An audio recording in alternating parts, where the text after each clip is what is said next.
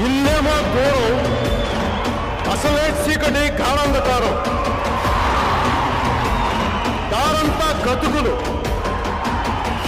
చేతిలో దీపం లేదు, కానీ గుండె నిండా ధైర్యం ఉంది.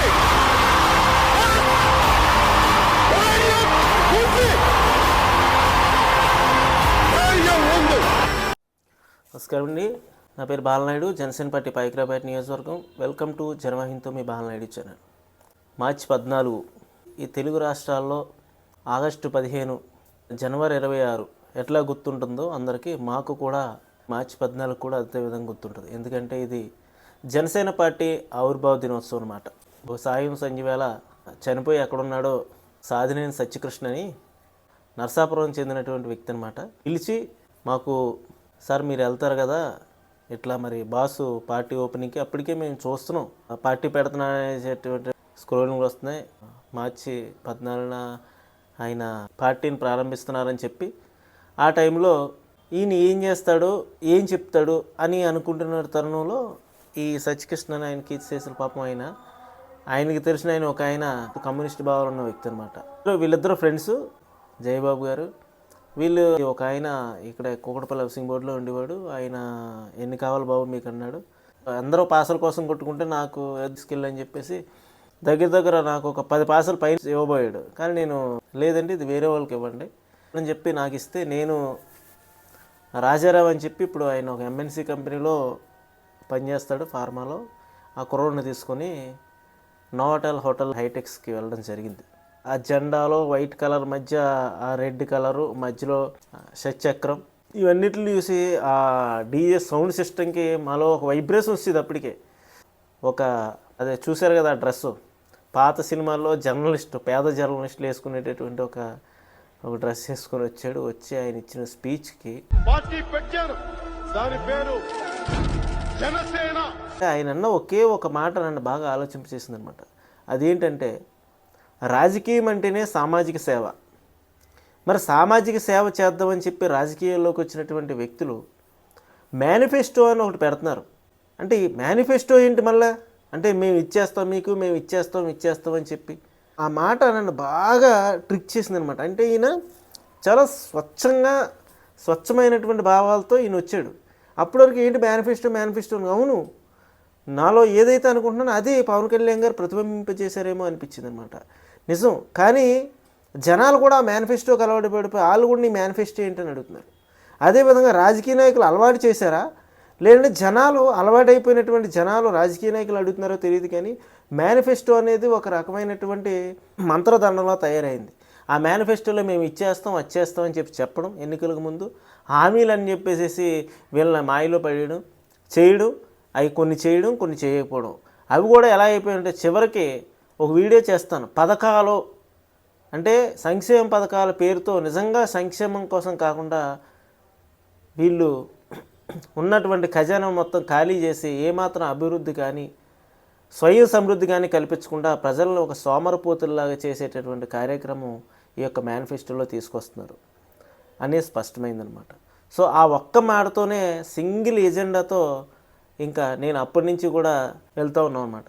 అయితే ఆ రోజు ఆయన చాలా విషయాల కోసం చాలా బాగా వివరించాడు. దాని తర్వాత ఎన్నికల్లో పవన్ కళ్యాణ్ గారు పోటీ చేయడానికి అప్పటికే ప్రజారాజ్యం నుంచి తగిలినటువంటి ఆ యొక్క గాయాలు ఏవైతే ఉన్నాయో ఆ గాయాల నుంచి, అంటే ప్రజారాజ్యం పార్టీ చిరంజీవి గారిని ఏ విధంగా ఒక నిస్సహాయుడిగా మార్చి చుట్టుపక్కల ఉన్నటువంటి రాజకీయ నాయకులు ఎవరైతే ఎక్స్పెక్టేషన్స్తో వస్తారో రాజకీయ నాయకులు చుట్టుపక్కల చేరారో వాళ్ళందరూ అది రీచ్ అవ్వకపోయేసరికి చిరంజీవి గారిని ఒక విధమైన నిస్సహాయాన్ని చేసి వాళ్ళందరూ కూడా వాళ్ళ పబ్బం గడుపుకోవడానికి వేరే పార్టీలో విలీనం చేసేయాలనేటటువంటి ఒక భ్రమను కల్పించి అతను తొందరపెట్టి విలీనం చేసేయడం జరిగింది.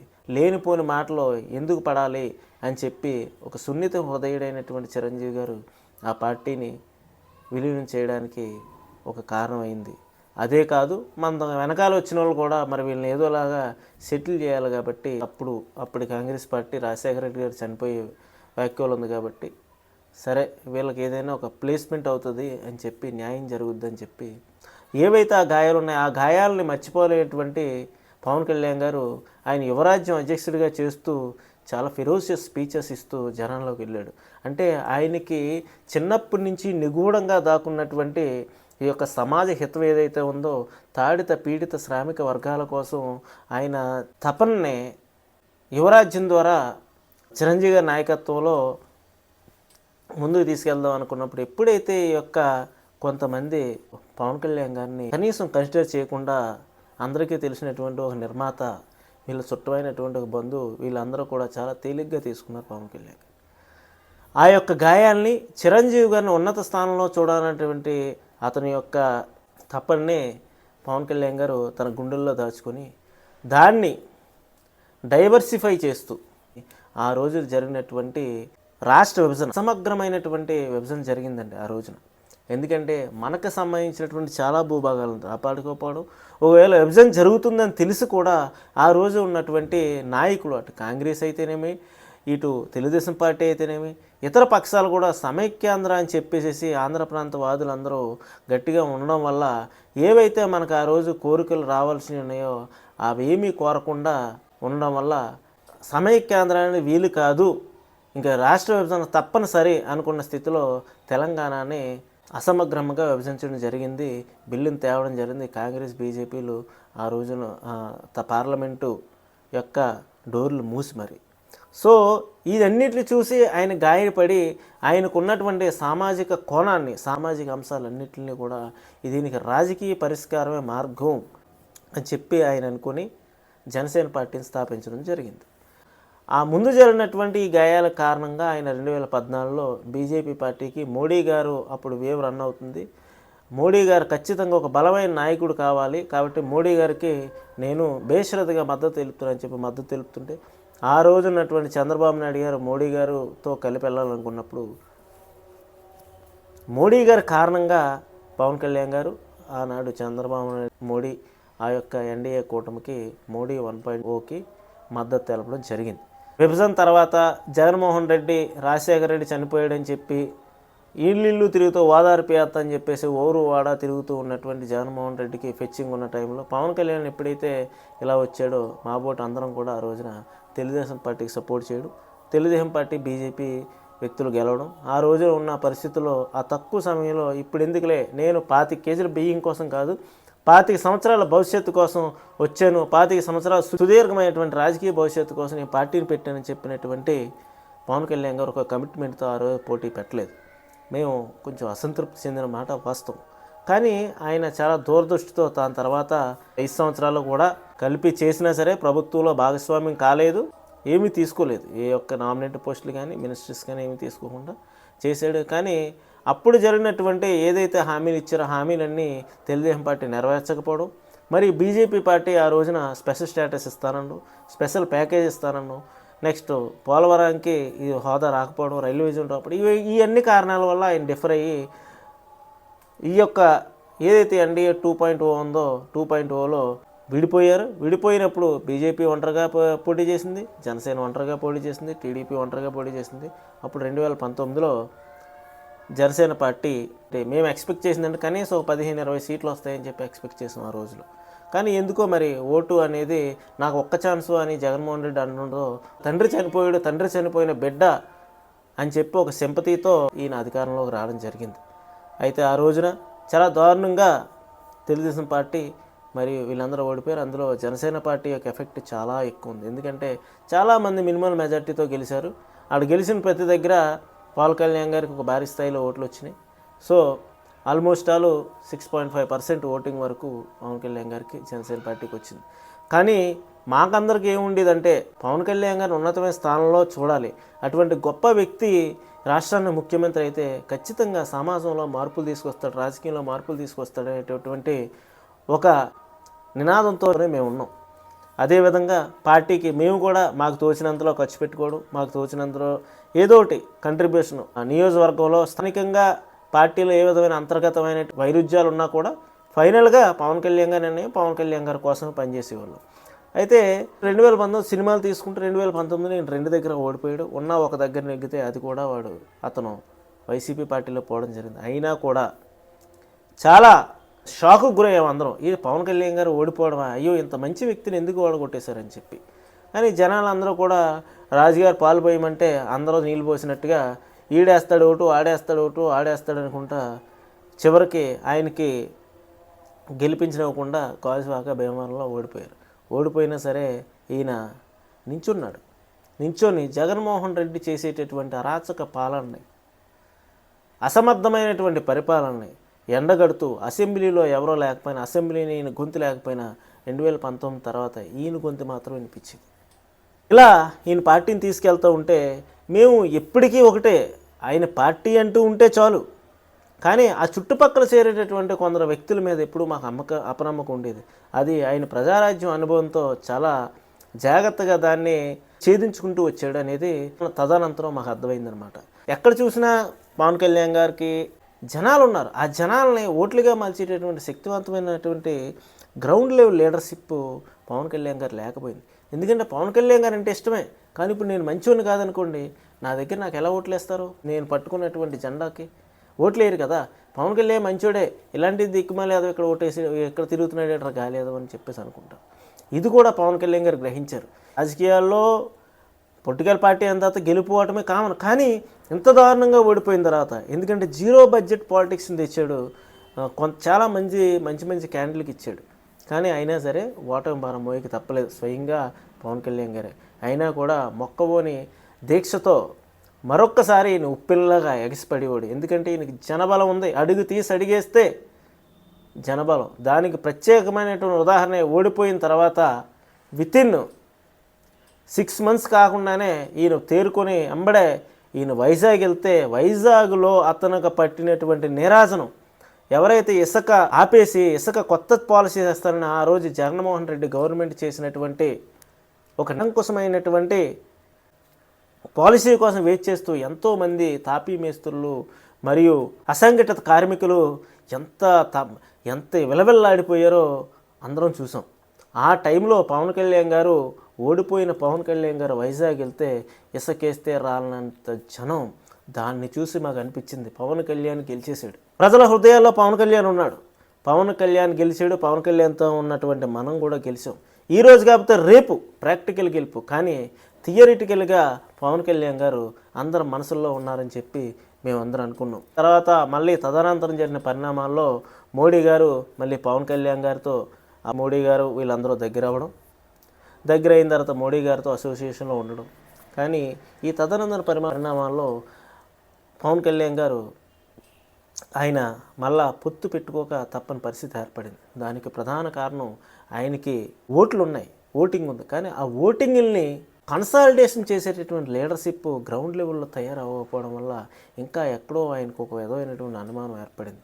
అనుమానం ఏర్పడడంతో దాన్ని ఆయన తదేకంగా ఆలోచిస్తూ ఆయన వెళ్తున్నాడు. వెళ్ళిన దగ్గర ప్రతి దగ్గర నీరాజనాలు పడుతున్నారు, కానీ ఆ నీరాజనాలన్నీ ఓట్లుగా వస్తాయా అనే ఒక డౌటు పవన్ కళ్యాణ్ గారికి ఉండేది. దానికి ప్రత్యేక ఉదాహరణ ప్రతి నియోజకవర్గంలో ఉన్నటువంటి పరిస్థితి.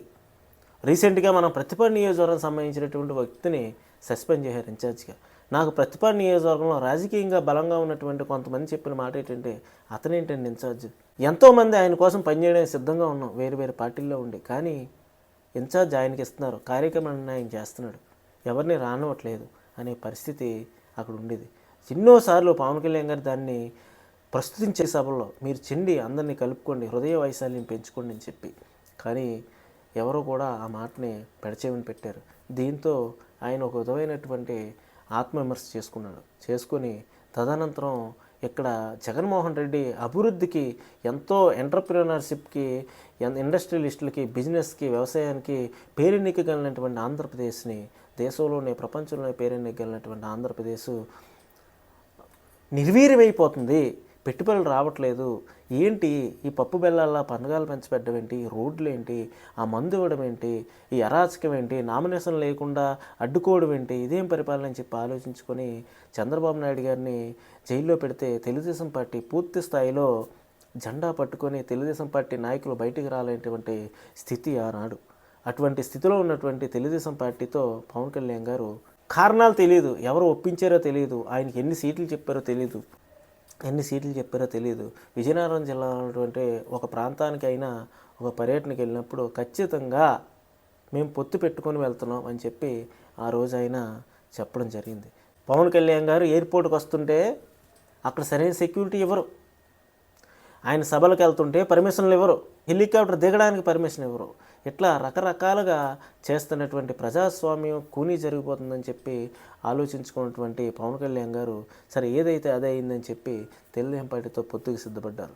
ఆల్రెడీ బాగా ఏలి ఈ అధికారాన్ని నెక్స్ట్ డబ్బుని అన్నిటిని కూడా అన్నిటి మీద పూర్తి స్థాయిలో గ్రిప్ ఉన్నటువంటి పార్టీలు ఈయన్ని ఉపయోగించుకోవడానికే చూశాయి, కానీ ఈయనకి సరైనటువంటి గౌరవం ఇద్దామని అనుకోలేదు. కానీ పవన్ కళ్యాణ్ గారు దీనికన్నా ఆంధ్రప్రదేశ్ రాష్ట్రం యొక్క భవిష్యత్తు ముఖ్యం, అక్కడ ఉన్నటువంటి ప్రజల యొక్క క్షేమం ముఖ్యం అని చెప్పి ఆలోచించుకొని ఆయన తనకు తాను తగ్గుకొని ఆ సీట్లు ఒప్పుకొని 2024లో ఈయన మీద ఉన్నటువంటి పూర్తి స్థాయి సింపతిని కూటమి మీదకి మలిచి కూటమిని అధికారంలో తేడానికి అత్యంత కీలకమైన తర్వాత ఆయన చేస్తున్నటువంటి కార్యక్రమాలు అందరికీ తెలిసినయే. అయితే ఈ సుదీర్ఘమైనటువంటి ఈ యొక్క ప్రయాణంలో ఆయనతో పాటు లోపల ఎన్నున్నా సరే ఆయన పూర్తి స్థాయిలో నమ్మాం. ఆయనంటూ ఒకడు ఉంటే ఏదో ఒక రోజు అందరం కూడా రాజకీయంగా ఎదుగుతాం. ఆర్థికంగా ఎదగడం అనే తర్వాత రాజకీయంగా ఎదిగితే నిజంగా ప్రజలకి మనందరం అనుకున్నది చేయొచ్చు అనేసే ఒక రకమైనటువంటి ఆలోచన మా అందరికీ ఉండబట్టి చాలామంది విజ్ఞులు, తెలివైన వాళ్ళు, యువకులు, నెక్స్ట్ సోషల్ సర్వీస్ చేద్దాం అనుకున్న వాళ్ళు, రాజకీయంగా చాలా దూరంగా నెట్టివేయబడుతున్నటువంటి వర్గాలన్నీ కూడా ముందుకు రావడానికి ఒక అవకాశం వచ్చిందనమాట.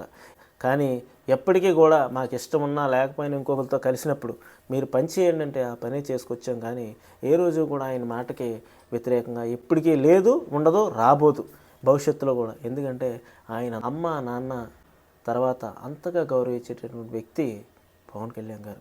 మేము ఆయన మీద పెట్టుకున్నటువంటి ఆశల్ని ఆయన ఎక్కడి వరకు తీసుకెళ్తాడో, ఆయన్ని మేము ఎక్కడో ఉంచాలనుకున్నటువంటి స్థాయిలో ఆయన ఉంటాడా లేదా అనేది కాలం సమాధానం చెప్పుద్ది. ఎందుకంటే ఎప్పటికీ కూడా ఆయన స్వతంత్ర భావాలతో స్వతంత్రంగా ఉన్నటువంటి వ్యక్తి. ఈ మధ్యన ఆయన సనాతన ధర్మవాదిగా ఆయన చిన్నప్పటి నుంచి చేసేటటువంటి ఆధ్యాత్మిక చింతనలో భాగంగానే ఆయన సనాతన ధర్మవాదం కూడా ఆయన ఎత్తుకోవడం జరిగింది. బీజేపీకి, మోడీ గారికి, అమిత్ షా గారికి చాలా అత్యంత అనుబంధం కలిగినటువంటి పవన్ కళ్యాణ్ గారు జరగబోయేటటువంటి మార్చి 14 ఆవిర్భావ సభ అత్యంత విజయవంతం అవుద్దని ఆయన ఏం చెప్తాడో అని చెప్పి అందరూ వెయిట్ చేస్తున్నట్టే మేము వెయిట్ చేస్తున్నాం. ఆయన నిర్ణయాలకు అనుగుణంగా ఏ నిర్ణయం తీసుకున్నా ఆ నిర్ణయానికి తూచా తప్పకుండా కట్టుబడి ఉండేటటువంటి వ్యక్తులుగా, క్రమశిక్షణ కలిగినటువంటి జన సైనికులుగా రేపొద్దున పార్టీల్లో ఆయన ఏమి ఇచ్చినా సరే 11-12 సంవత్సరాలుగా ఆయన కోసమే పనిచేస్తున్నాం. ఎంతోమంది అడుగుతారు నన్ను, నీకు పార్టీలో ఏమి ఇవ్వట్లేదు, ఏం చేయాలని. కానీ ఆయన కోసం చేసేటప్పుడు మేమందరం కూడా ఒక కమిటెడ్, సుశిక్షితమైనటువంటి పార్టీ అండర్లో నడిచేటటువంటి వ్యక్తులు కాబట్టి దాన్ని పార్టీ ఏ విధంగా ఉపయోగించుకుంటుంది అనేది కాలమే సమాధానం చెప్పుద్దని తెలియజేసుకుంటూ, ఆయన రాజకీయంగా ఉప ముఖ్యమంత్రిగా ఉన్నారు, పంచాయతీరాజ్, రూరల్ డెవలప్మెంటు, మరి గ్రామీణ మంచినీటి సరఫరా, అటవీ పర్యావరణ శాస్త్ర సాంకేతిక శాఖ మంత్రిగా ఉన్నటువంటి పవన్ కళ్యాణ్ గారు ఆయన ఓడిపోయినప్పుడు ఆయనతోనే ఉన్నాం, ఆయన గెలిచినప్పుడు ఆయనతోనే ఉన్నాం. ఆయన ఏం చేస్తే దానికి కట్టుబడి ఉన్నటువంటి వ్యక్తులుగా మరొకసారి ఆయన మరిన్ని ఉన్నత స్థానాలను రాజకీయంగా అధిరోహించాలని జనసేన పార్టీ ఒకరోజు ఆయన చెప్తాడు, నా పేరు వినిపించకూడదు తెలుగు రాష్ట్రాల్లో, నా పార్టీ పేరే వినిపించాలి అనే విధంగా జనసేన పార్టీని పూర్తి స్థాయిలో వాడలా గడపకి ఆ జెండా వెళ్ళి అందరి మనసుల్లో కూడా ఆ జెండా చిరస్థాయిగా నిలిచిపోయేలా జరగాలని చెప్పి ఆశిస్తూ సెలవు తీసుకుంటున్నాను. జై జనసేన, జై పవన్ కళ్యాణ్, జై హింద్.